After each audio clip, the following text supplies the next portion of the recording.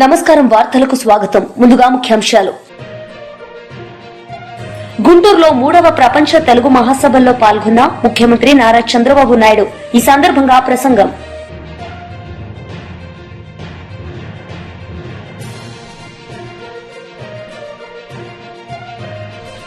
తెలంగాణ జాగృతి అధ్యక్షురాలు కల్వకుంట్ల కవిత పలు అంశాలపై వివరణ.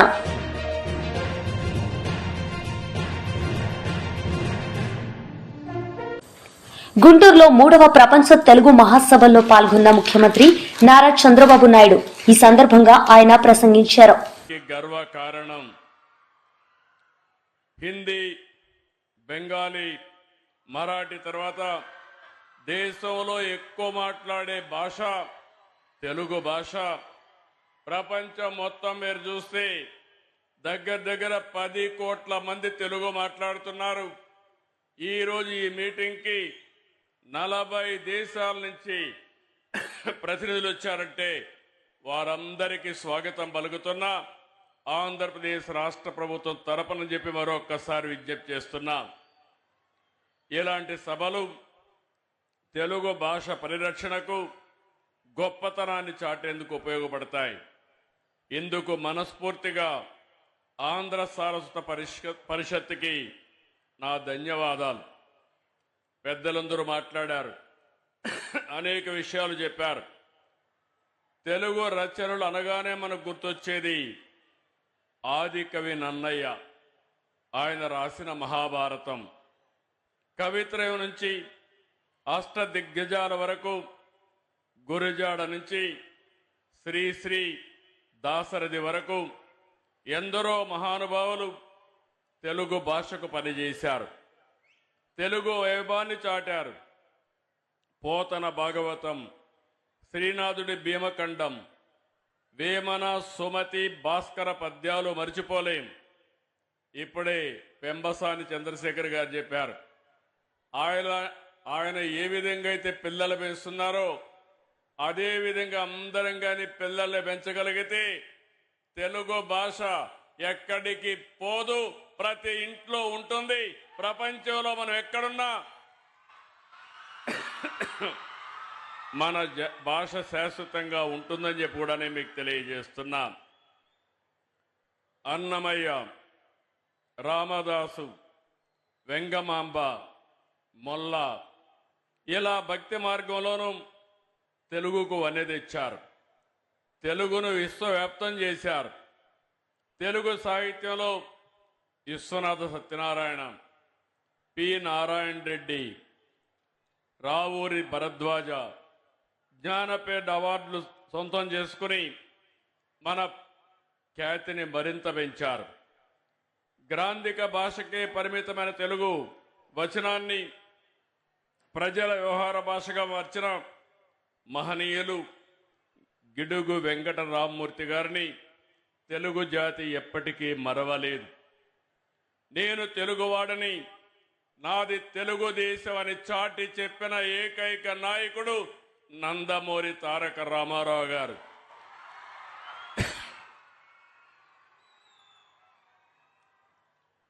అప్పటి వరకు తెలుగు వారిని మదరాసీగా పిలుస్తా ఉంటే, కాదు, తెలుగువారు ఒకరున్నారని, తెలుగువారి ఆత్మగౌరవాన్ని ప్రపంచానికి చాటి చెప్పిన ఏకైక నాయకుడు ఎన్టీఆర్ అని చెప్పి కూడా మరొక్కసారి గుర్తు చేస్తున్నా. దేశంలో మొట్టమొదటిసారిగా భాషా ప్రయుక్త రాష్ట్రాలు రావాలని, తెలుగు మాట్లాడే వారికి ఒక రాష్ట్రం ఉండాలని పోరాడిన వ్యక్తి, ప్రాణత్యాగం చేసి మనకు తెలుగు భాషకు ఒక రాష్ట్రాన్ని ఏర్పాటు చేసిన మహనీయుడు పొట్టి శ్రీరాముల్ని మరవలేమని మరొక్కసారి మీ అందరికీ విజ్ఞప్తి చేస్తున్నా. అదే సమయంలో ఆ రోజు ఆంధ్రప్రదేశ్, తెలంగాణ 2 రాష్ట్రాలు కలవాలని ముఖ్యమంత్రిగా ఉన్నటువంటి బురుగుల రామకృష్ణరావు పదవికి త్యాగం చేసి తెలుగు జాతి ఐకమత్యం కోసం పోరాడిన. నమస్కారం, వార్తలకు స్వాగతం. ముందుగా ముఖ్యాంశాలు. వార్తలు ముగించే ముందు ముఖ్యాంశాలు మరోసారి. ఈ వార్తలు ఇంతటితో సమాప్తం. తిరిగి ప్రసారమయ్యే వార్తల్లో మళ్ళీ కలుద్దాం. అంతవరకు సెలవు. నమస్తే. మాజీ మంత్రి పేర్ని నాని మీడియా సమావేశం నిర్వహించారు. ఈ సందర్భంగా పలు అంశాలపై ఆయన మాట్లాడారు. ఇంత అద్భుతంగా ఎవరు చేయగలడో భారతదేశం మొత్తాన్ని ఇది 150 కోట్ల మంది జనాన్ని ప్రపంచం ముందు తలకాయ ఉంచుకునేటువంటి అద్భుతమైనటువంటి విషయాన్ని ఎవరి వల్ల సాధించేది, ఎవరి వల్ల అవుద్దని చెప్పనేది అందరం కూడా గుర్తుంచుకుంటాం. ఇవాళ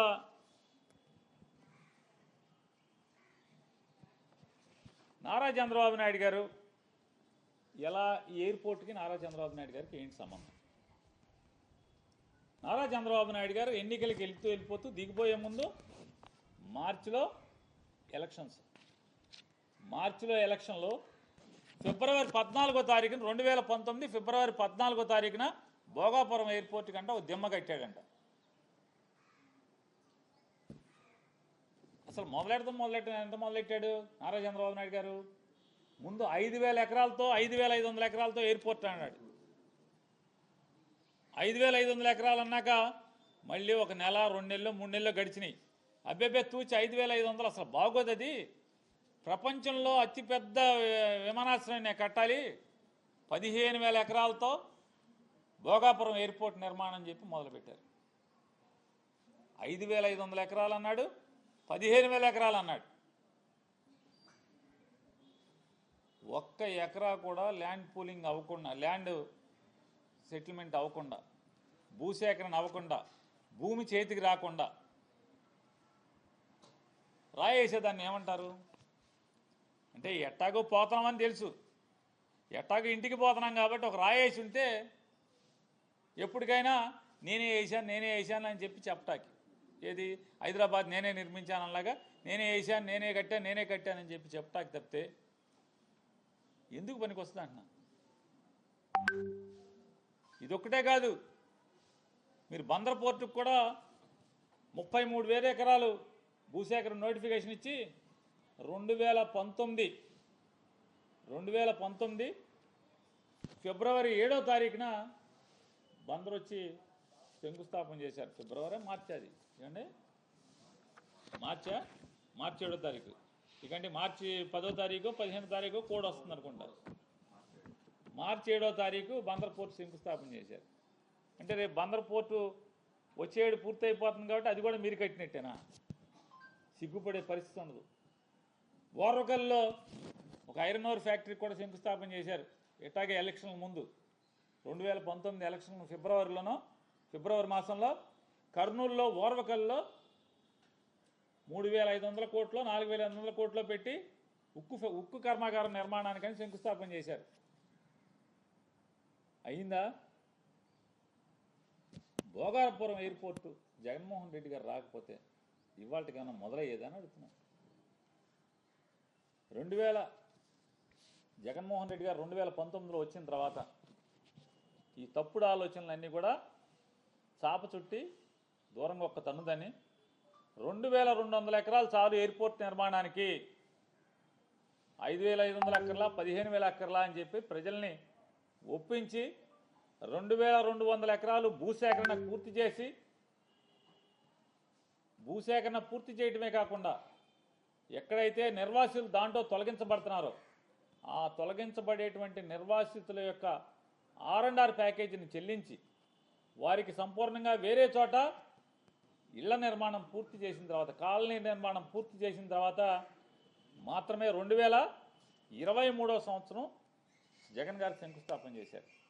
2023వ సంవత్సరంలో అప్పటికి దానికి కావాల్సిన పర్యావరణ అనుమతులు, భూసేకరణ కానీ, లేదా రైతులు కట్టాల్సిన ప్రతి నయా పైసా కట్టడం కానీ, తొలగించిన ఇళ్లకు కానీ, తొలగించినటువంటి అన్ని ప్రజలకు సంబంధించినటువంటి అవసరాలను కానీ పునర్నిర్మాణం చేసి 19లో ఆయన ఎక్కిన దగ్గర నుంచి 2023 వరకు సంపూర్ణంగా చిత్తశుద్ధితో దానికి కావలసినటువంటి అన్ని కార్యక్రమాలని పూర్తి చేసి తెలంగాణ జాగృతి అధ్యక్షురాలు కల్వకుంట్ల కవిత ఈ సందర్భంగా ఆమె మాట్లాడారు. వస్తే సెప్టెంబర్లో బతుకమ్మ పండుగ వచ్చింది అధ్యక్ష. నేను అంతకుముందు తెలంగాణ జాగృతి నుంచి దాదాపుగా 8-9 సంవత్సరాల నుంచి కంటిన్యూస్గా బతుకమ్మ పేరుతోని ప్రతి సంవత్సరం కార్యక్రమాలు చేసేదాన్ని అధ్యక్ష. 2014లో వచ్చినటువంటి బతుకమ్మ, తెలంగాణ రాష్ట్రం ఏర్పడ్డ తర్వాత వచ్చినటువంటి మొదటి బతుకమ్మ నుండే నా మీద రిస్ట్రిక్షన్స్ ప్రారంభమైనాయి అధ్యక్ష. పొలిటికల్ పార్టీలో ఒక వ్యక్తిని స్వేచ్ఛను ఎట్లా హరిస్తారని చెప్పడానికే ఎగ్జాంపుల్ చెప్తా ఉన్నాను అధ్యక్ష. అధ్యక్ష, ఇక్కడ పర్సనల్ ఇష్యూస్ మాట్లాడకుండా నేను రూల్ పొజిషనే కోట్ చేసి మాట్లాడతాను అధ్యక్ష. అధ్యక్ష, section 29A of representation of people's act ఉంటుంది అధ్యక్ష. It is a statutory obligation for political parties to follow democratic norms. అంటే ఒక వ్యక్తి ఒక పార్టీలో చేరాడంటే ఆ వ్యక్తి యొక్క భావజాలాన్ని కానీ, ఆ వ్యక్తి యొక్క భావ ప్రకటన స్వేచ్ఛను కానీ ఆ పొలిటికల్ పార్టీస్ హరించడానికి లేదు అధ్యక్ష. నేను గత 8 సంవత్సరాలుగా ఇండిపెండెంట్గా ఒక వ్యక్తిగా సంస్థను నడుపుతూ చేస్తున్నటువంటి ప్రయత్నాలని అడ్డుకట్ట వేయడానికి మొదటి రోజు నుంచే ప్రయత్నం జరిగింది అధ్యక్ష.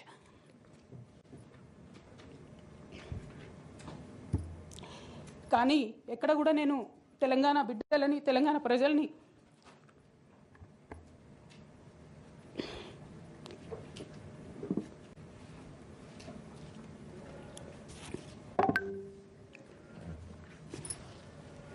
వాళ్ళను డిసప్పాయింట్ చేయదు కాబట్టి నవ్వుతూ పనిచేస్తూ వెళ్ళిపోయిన అధ్యక్ష. ఇప్పుడు నా దగ్గరికి ఎప్పుడు పెద్దవాళ్ళు, పైరవికారులు, కాంట్రాక్టర్లు ఎవరు రాలేదు అధ్యక్ష. నేను ఎప్పుడు కూడా పేద ప్రజల మధ్యలోనే ఉండి పనిచేస్తున్నాను అధ్యక్ష. నా దగ్గరికి వచ్చినటువంటి బీడీ కార్మికులు కావచ్చు, బీడీ టేకేదారులు కావచ్చు, అంగన్వాడీ టీచర్లు కావచ్చు, ఆశా వర్కర్లు కావచ్చు, ఐకేపీ ఎంప్లాయీస్ కావచ్చు అధ్యక్ష, అదేవిధంగా జిహెచ్ఎంసీ కార్మికులు కావచ్చు అధ్యక్ష, టీచర్లు కావచ్చు అధ్యక్ష, నిరుద్యోగులు కావచ్చు, ఆడబిడ్డలు కావచ్చు, సింగరేణి ఉద్యోగులు కావచ్చు, కరెంట్ ఎంప్లాయీస్ కావచ్చు, ఎవరు వచ్చినా అధ్యక్ష నేను కాదనకుండా నాకెంత వీలైతే అంత పనిచేసి పెట్టేటటువంటి ప్రయత్నం చేసిన అధ్యక్ష. అయినా సరే అధ్యక్ష, పార్టీ మౌత్ పీసులుగా ఉండేటటువంటి పార్టీ పేపర్లు, పార్టీ ఛానళ్ళు ఏ ఒక్కరు కూడా ఎన్నడూ కూడా మద్దతు ఇవ్వలేదు అధ్యక్ష. అయినా సరే ధైర్యం వదులుకోకుండా మొక్కువని ప్రయత్నంగా నేను ప్రయత్నం చేస్తూనే వెళ్ళాను అధ్యక్ష. తెలంగాణ రాకముందు, బీఆర్ఎస్ ప్రభుత్వం ఏర్పడకముందు ఒక మాట అనుకున్నాం అధ్యక్ష. కేసీఆర్ గారే పదే ఈ మాట చెప్పారు. ఉమ్మడి రాష్ట్రంలో మనకు కాంట్రాక్ట్ వ్యవస్థ వచ్చింది, మరి కాంట్రాక్ట్ ఎంప్లాయీస్తోని, అవుట్సోర్సింగ్ ఎంప్లాయీస్తోని దేశానికి నష్టం జరుగుతుంది, రాష్ట్రానికి నష్టం జరుగుతుంది, అందరికన్నా ఎక్కువ తెలంగాణ యువకులకు నష్టం జరుగుతుందని చెప్పారు అధ్యక్ష. ఆనాడు వారు సరదాగా ఒక మాట అనేవాళ్ళు, అందరికీ కాంట్రాక్ట్ పోస్ట్ ఉంది, మరి ముఖ్యమంత్రికి కూడా కాంట్రాక్ట్ పోస్ట్ ఉంటుందా అని చెప్పి ప్రశ్నించేవారు అధ్యక్ష. కానీ తెలంగాణ వచ్చిన తర్వాత 10 ఏళ్లలో కూడా కాంట్రాక్ట్ వ్యవస్థను మనం రద్దు చేసుకోలేకపోయినాం అధ్యక్ష. అది కాకుండా అవుట్సోర్సింగ్ ఎంప్లాయీస్, అవుట్సోర్సింగ్ వ్యవస్థను పెంచి పోసిపోయినాం అధ్యక్ష. బాధతో, చాలా ఆవేదనతో నేను ఈ మాటలు చెప్తా ఉన్నా అధ్యక్ష. తెలంగాణ సమాజానికి ఏదైతే ప్రశ్నించడం నేర్పించినటువంటి బీఆర్ఎస్ పార్టీ అధ్యక్ష, అంతర్గత వేదికలలో అనేక సందర్భాలలో నేను ప్రశ్నిస్తే అధ్యక్ష నా మీద కక్ష కట్టారు అధ్యక్ష. కేసీఆర్ గారు చుట్టూ ఉన్నటువంటి కొందరు వ్యక్తులు, తప్పక చెప్తున్నాను అధ్యక్ష ఈ మాట, ఎందుకంటే భారతదేశ రాజ్యాంగం ప్రకారం రాజకీయ పార్టీలు ఏవైనా కూడా ప్రజలకు ఒక దిక్సూచిగా నిలవాలి అధ్యక్ష, ప్రజలకు ఒక దారిదీపంగా నిలవాలి.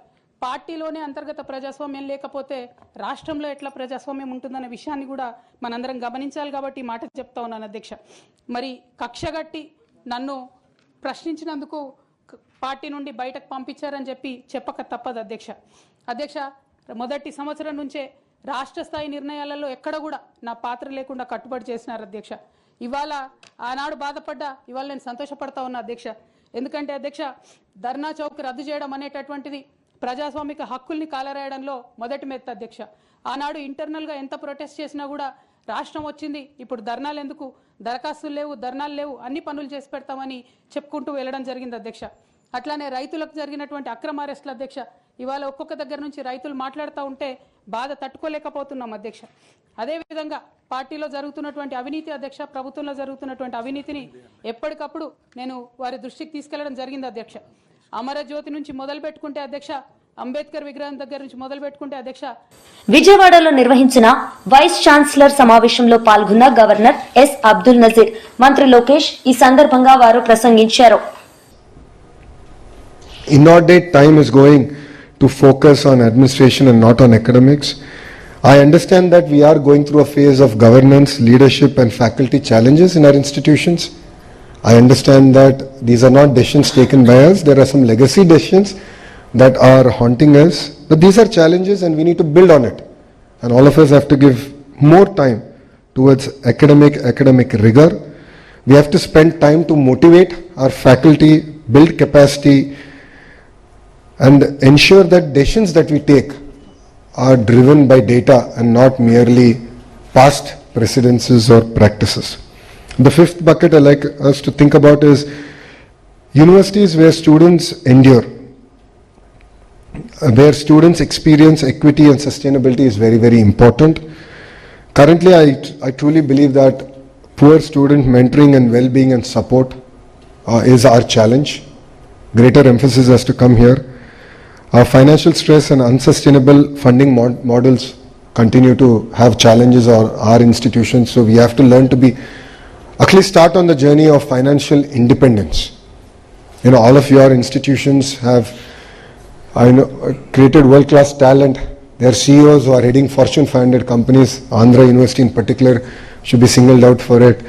So we have to tap into that network. We have to build financial independence, and this is something I would request all of you to look at it. Definitely regional, social, gender imbalances is another area that we need to focus on. You know, I believe that higher education today suffers from these 5 structural gaps: quality without relevance, degree without employability, research without impact, autonomy without leadership, and access without equity. So I sincerely hope that today's VC conference shall at least start on the journey of addressing these core issues. I believe that merely one conference is not enough. Consistently, on a systemic manner, under the leadership of the Honorable Chancellor, we have to continue to focus on this. I also want to quickly propose a few solutions here. One is, of course, academic quality and relevance. To open doors, reduce inequalities, and enable social mobility. See, this word education is really a complex word. It is not easy to define education. If you are a law graduate, or if you are a commerce graduate or arts graduate, I am not prepared to call you as educated person. Swami Vivekananda says, education is training of the mind and not stuffing the brain. Education is training of the mind to face future challenges and not just by heart and get 100 out of 100. University is defined as a place of learning, and vice chancellors represent what? Wisdom. Andhra Pradesh has taken significant steps to support students from disadvantaged backgrounds through scholarships, fee support, and other welfare measures. These efforts YCP leader media సమావేశం నిర్వహించారు. ఈ సందర్భంగా ఆయన మాట్లాడారు. ఇస్తూ ఊరికే అట్లా పిచ్చాపాటి మాట్లాడిన మాట కాదు, అసెంబ్లీలో స్టేట్మెంట్ ఇస్తూ చర్చలో పాల్గొంటూ నేను రాయలసీమ ఎత్తిపోతల పథకాన్ని ఆపించాను. ఎట్లా ఆపించాను అంటే చంద్రబాబు నాయుడు గారితో మాట్లాడేది రహస్యంగా, వాళ్ళ యొక్క వ్యక్తిగతమో రహస్య సమాలోచనలో నేను చెప్పి దాన్ని ఆపించాను. కావాలంటే నిజ నిర్ధారణ కమిటీ వేసుకోండి, రాయలసీమ ఎత్తిపోతల పథకం ఆగిద్దో లేదో చూసిరండి అని చెప్పేసి ఆ తెలంగాణ అసెంబ్లీలో ఉన్న ప్రతిపక్షాలకు ఆయన ఒక సవాల్ లాంటి మాట కూడా ఇచ్చాడు. నేను రేవంత్ రెడ్డి గారి గురించి పెద్దగా పట్టించుకోవడం లేదు, ఆలోచించడం లేదు. ముఖ్యమంత్రిగా ఆయన నిజం చెప్పి ఉంటాను అనుకుంటా ఉన్నా నేను. అంతేకాకుండా రంగారెడ్డి ప్రాజెక్టుని ముందుకు తీసుకెళ్ళడానికి కూడా మాకు ఒక విధంగా ఒప్పందం కుదిరిందని అర్థం వచ్చే విధంగా ఆయన మాట్లాడాడు. అయ్యా చంద్రబాబు నాయుడు గారు, ఒక వారం రోజులు మీరు ఎక్కడికో వెళ్ళిపోయారు. ఎక్కడికి వెళ్ళిపోయారో అయితే మాకే తెలియదు. మీకు ఓట్లేసి మిమ్మల్ని ముఖ్యమంత్రిగా చేసిన ఆంధ్రప్రదేశ్ ప్రజానీకానికి తెలియదు, తెలిసిన అధికారులేమో బయట పెట్టలేదు. ఓకే, మీరు సొంత పని మీద పోయారని చెప్తా ఉన్నారు. రాజ్యాంగం పైన టీఆర్ఎస్ పార్టీ మహిళా లీడర్లు మీడియా సమావేశం నిర్వహించారు. ఈ సందర్భంగా వారు మాట్లాడారు. ఇక్కడ ఉన్నటువంటి ప్రెస్ మిత్రులందరికీ కూడా తెలుసు, తెలంగాణ ఉద్యమ ప్రారంభం నుంచి మేమంతా కూడా ఉద్యమంలో ఉండి తెలంగాణ రాష్ట్ర సాధన కోసం జరిగినటువంటి ఆ ఉద్యమంలో కేసీఆర్ వెంట ఆయన అడుగులో అడుగాయి మేమంతా కూడా పనిచేసినటువంటి వాళ్ళం. ఆ క్రమంలో ఉద్యమం జరుగుతున్నటువంటి సమయంలో ఒక 5-6 ఏళ్ళ తర్వాత తను కల్వకుంట్ల కవిత గారు ఆ ఉద్యమంలో పార్టిసిపేట్ కావడం, ఆ ఉద్యమంలో తెలంగాణలో ఉన్నటువంటి అన్ని వర్గాల ప్రజలు కలిసి వచ్చారు. అది మహిళలు కావచ్చు, ఉద్యోగస్తులు కావచ్చు, డాక్టర్లు కావచ్చు, ప్రతి ఒక్కరు కూడా ఆ ఉద్యమంలో కలిసి వచ్చినటువంటి వాళ్ళం. అన్నిటినీ అంటే ఎవరు కూడా వాళ్ళ సొంత ప్రయోజనాలు అనేది నాకు ఇది కావాలనే ఆశించి కాకుండా అందరూ ఖచ్చితంగా తెలంగాణ రావాలి, తెలంగాణ లక్ష్యమే సాధనే ఏకైక లక్ష్యంగా అందరం పనిచేసినటువంటి విషయం మీ అందరికి కూడా తెలుసు. అందులో పత్రికా మిత్రులది కూడా చాలా కీలక రోల్ ఉన్నది. అట్లా తను కూడా 2006లో అనుకుంటా బహుశా తను అప్పటి వరకు అమెరికాలో ఉండి అక్కడ చదువుకొని ఉద్యోగమో ఏదో చేసుకుంటూ తర్వాత వచ్చి ఉద్యమంలో మేమందరం ఎట్లా పనిచేసినామో తను కూడా అట్లనే పనిచేసింది. ఆ పనిచేసినటువంటి క్రమంలో సునీత గారు చెప్పినట్టుగా ఆమెకు ఇవ్వవలసినటువంటి ప్రాధాన్యత ఒక ఎంపీగా, ఎమ్మెల్సీగా, వాళ్ళ పార్టీలో ఉన్నటువంటి ప్రతి ఒక్కరం కూడా ఇవాళ కేసీఆర్ బిడ్డగా మేము చాలా గొప్పగా గౌరవించేవాళ్ళం, కలిసేవాళ్ళం. అనేక సందర్భాలలో తనతో కలిసి పనిచేసినటువంటి వాళ్ళం. కానీ మరి ఇప్పుడు తను లేవనెత్తుతున్నటువంటి అంశాలు ఏవైతే ఉన్నాయో, పార్టీకి నష్టం చేసేటువంటి మాటలు ఏదైతే మాట్లాడుతుందో అది నాకు కొద్దిగా బాధేస్తుంది. ఎందుకు అనంటే అప్పుడు ఈనాడు మాట్లాడుతున్నటువంటి మాటలు ఏవైతే ఉన్నాయో మరి ఆ రోజు మీరు ఏం చేసిరు, ఎంతమందికి మీరు పదవులు ఇప్పించగలిగిరు, మహిళల గురించి మాట్లాడగలిగిరు, బీసీల సమస్యను లేవనెత్తగలిగిరు, ఎంతమంది బీసీలకు ఇప్పియగలిగిరు, ఇవన్నీ కూడా ఒకసారి మీరు తిరిగి నెమరు వేసుకోవాలి. కానీ అప్పుడు ఏదో నేను ఇంటర్నల్గా మాట్లాడినా నన్ను కానీ ఎప్పుడు కూడా మీరు మాట్లాడినటువంటి దాఖలాలు లేవు. అవి చెప్పుకోవడానికి కూడా మరి ఎట్లా మీకు మనసు వస్తుందో కానీ నాకైతే అర్థం కాదు. కానీ ఎప్పుడు కూడా మీరు ఆ ప్రయత్నం చేయలేదు. కానీ ఇప్పుడు ఏదైతే మీ పైన వచ్చినటువంటి ఆరోపణలు, మీరు జైలుకు వెళ్ళడం, బీజేపీ లీడర్ ఎన్ గౌతమ్ రావు మీడియా సమావేశం నిర్వహించారు. ఈ సందర్భంగా వారు మాట్లాడారు. జరగనటువంటి విషయాలు మీ ముందు ఉంచుతాను. ఈ యొక్క బ్రీఫింగ్లో నాతో ఉన్నటువంటి సహచరులు మా state general secretary Ashok Kumar గారు మరియు మీడియా చీఫ్గా ఉన్నటువంటి సుభాష్ గారు నాతో ఉన్నారు. ముఖ్యంగా ఈరోజు ఈ సమావేశంలో మా ఆల్ ఇండియా ఇచ్చినటువంటి ప్రోగ్రామ్స్, అదేవిధంగా రాష్ట్రంలో రాబోయేటువంటి ఎలక్షన్స్ దృష్ట్యా municipal elections, municipal corporation elections, తర్వాత జీహెచ్ఎంసీ విస్తీర్ణ తర్వాత రాబోయేటువంటి ఎలక్షన్స్, వీటి మీద చర్చ చేయడం జరిగింది. ఈ యొక్క సమావేశంలో రాష్ట్ర అధ్యక్షులు రామచంద్ర గారు మరియు మా స్టేట్ ఇన్ఛార్జ్ అయినటువంటి అభయ్ పాటిల్ గారు, state general secretary organisation Chandrashekhar ji విషయాలు కూడా అందరి సమక్షంలో చర్చ చేయడం జరిగింది. వార్తలు ముగించే ముందు ముఖ్యాంశాలు మరోసారి. గుంటూరులో 3వ ప్రపంచ తెలుగు మహాసభల్లో పాల్గొన్న ముఖ్యమంత్రి నారా చంద్రబాబు నాయుడు. ఈ సందర్భంగా ప్రసంగం.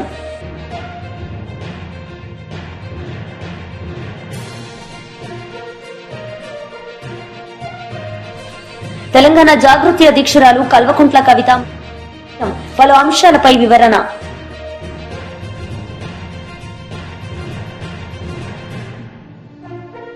ఈ వార్తలు ఇంతటితో సమాప్తం. తిరిగి ప్రసారమయ్యే వార్తల్లో మళ్ళీ కలుద్దాం. అంతవరకు సెలవు. నమస్తే.